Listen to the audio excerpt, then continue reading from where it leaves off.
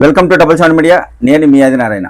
నా వీడియో చూస్తున్న ప్రతి ఒక్కరూ లైక్ చేసి, షేర్ చేసి, కామెంట్ చేసి, అలాగే ఛానల్ను సబ్స్క్రైబ్ చేసుకోవాలని కోరుకుంటున్నాను. ఆంధ్రప్రదేశ్లోని విశాఖలో ఏపీ ప్రభుత్వం ఊరి పేరు లేని ఉర్సా క్లస్టర్ కంపెనీకి ఎంతో విలువైన భూమిని కట్టబెట్టబోతుంది. ఎకరా 99 పైసలు లీజుతో 60 ఎకరాలు ఆ కంపెనీకి ఇవ్వబోతున్నట్లు మంత్రివర్గం కూడా ఆమోదం తెలిపింది అనే ప్రచారం అయితే ఇటీవల జోరుగా సాగుతుంది. ఉర్సా కంపెనీకి భూములు కేటాయింపుపై సాక్షి ప్రతిరోజు ఇటీవల కథనాలు రాస్తూనే ఉంది. ఉర్సా క్లస్టర్ కంపెనీ కొద్ది నెలల క్రితమే పుట్టింది. అది కూడా ఎక్కువ నెలలు కాలేదు. ఆ కంపెనీ ఏర్పాటు చేసి 2 నెలలకు పైగా మాత్రమే అవుతుంది.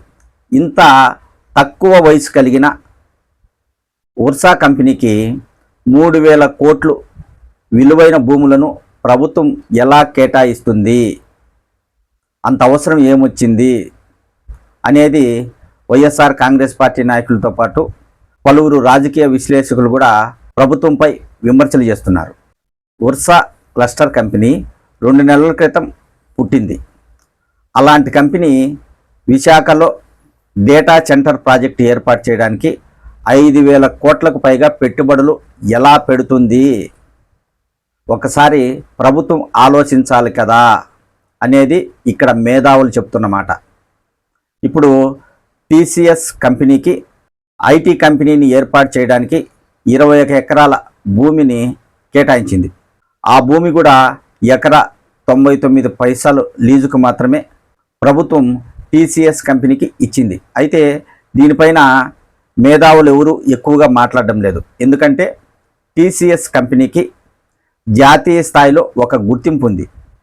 చాలామంది పెద్దలు కూడా టీసీఎస్ లాంటి కంపెనీలు ఆంధ్రప్రదేశ్కి వస్తే ఆ కంపెనీతో పాటు జాతీయ స్థాయిలో పేరున్న మరికొన్ని కంపెనీలు ఆంధ్రప్రదేశ్కి వచ్చే అవకాశం ఉంటుంది అనే భావనతో ఆ కంపెనీకి భూములు ఇచ్చినా చాలామంది ఎవరూ వ్యతిరేకంగా మాట్లాడలేదు.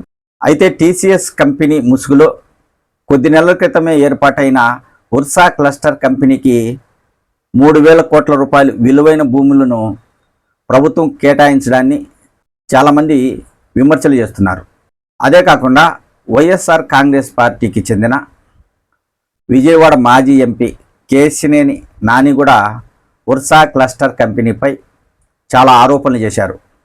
ఉర్సా క్లస్టర్ కంపెనీకి చెందిన ఎవరైతే ప్రతినిధులు ఉన్నారో Abburi brothers Ursa cluster company ముసుగులో ప్రభుత్వ భూములు కొట్టేయాలని చూస్తున్నారని మాజీ ఎంపీ కేశినేని నాని గారు కూడా ఆరోపణలు చేయడం జరిగింది.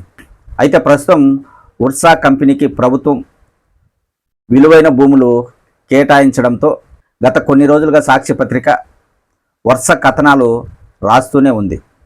ఉర్సా కంపెనీ ఎక్కడ పుట్టింది, ఆ కంపెనీ పెట్టి ఎన్ని నెలలు అవుతుంది, ఆ కంపెనీకి సంబంధించిన ప్రతినిధులు ఎవరు, గతంలో వారు ఏం చేసేవారు, గతంలో వాళ్ళు హైదరాబాద్లో ఒక వెంచర్ ఏర్పాటు చేస్తామని చెప్పి ప్రజలను మోసం చేసి వెంచర్ వేయకుండా ప్రజల డబ్బు దోచుకున్నారు. అలాగే మాజీ ఎంపీ కేశినేని నాని గారు కూడా మరో ఆరోపణ చేశారు. గతంలో వారు అమెరికాలో ఒక కంపెనీ ఏర్పాటు చేశారు, కానీ ఆ కంపెనీని నడపలేదు. ఇప్పుడు మళ్ళీ ఉర్సా క్లస్టర్ కంపెనీ పేరుతో ఆంధ్రప్రదేశ్లో విలువైన భూములు దక్కించుకోబోతున్నారు. ఇలాంటి ఊరు పేరు లేని కంపెనీలకు ప్రభుత్వం ఎలా భూములు కేటాయిస్తుందని మాజీ ఎంపీ కేశినేని నాని గారు కూడా ఆరోపణలు చేయడం జరిగింది. మొత్తానికైతే ఉర్సా కంపెనీ ద్వారా ప్రభుత్వానికి సంబంధించిన విలువైన భూములు కొట్టేయడానికి కొంతమంది తెలుగుదేశం పార్టీ నాయకులు ప్రయత్నాలు చేస్తున్నారు. అందులో ఉర్సా క్లస్టర్ కంపెనీ ప్రతినిధుల వెనుక ప్రస్తుత ఎంపీ కేశినేని చిన్ని గారు ఉన్నారు అనే ఆరోపణలు అయితే వైఎస్ఆర్ కాంగ్రెస్ పార్టీ నాయకులు చేస్తున్నారు. మరి ఉర్సా క్లస్టర్ కంపెనీ గురించి మనము గూగుల్లో సెర్చ్ చేసినా ఆ కంపెనీకి సంబంధించిన పూర్తి వివరాలు ఏమి రావడం లేదు.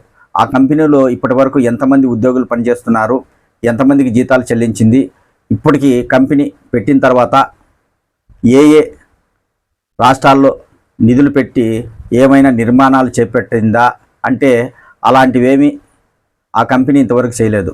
అయితే ఆంధ్రప్రదేశ్లోని విశాఖలో 5,000 కోట్లకు పైగా పెట్టుబడులు పెట్టి డేటా సెంటర్ ప్రాజెక్ట్ ఏర్పాటు చేస్తామని ఉర్సా క్లస్టర్ కంపెనీకి చెందిన ప్రతినిధులు చెప్తున్నారు. మరి అది ఎంతవరకు నిజము అనేది తెలియాలంటే సమయం పడుతుంది. అయితే ఉర్సా క్లస్టర్ కంపెనీకి 3,000 కోట్ల విలువైన భూములను ప్రభుత్వం కేటాయించడాన్ని చాలామంది వ్యతిరేకిస్తున్నారు.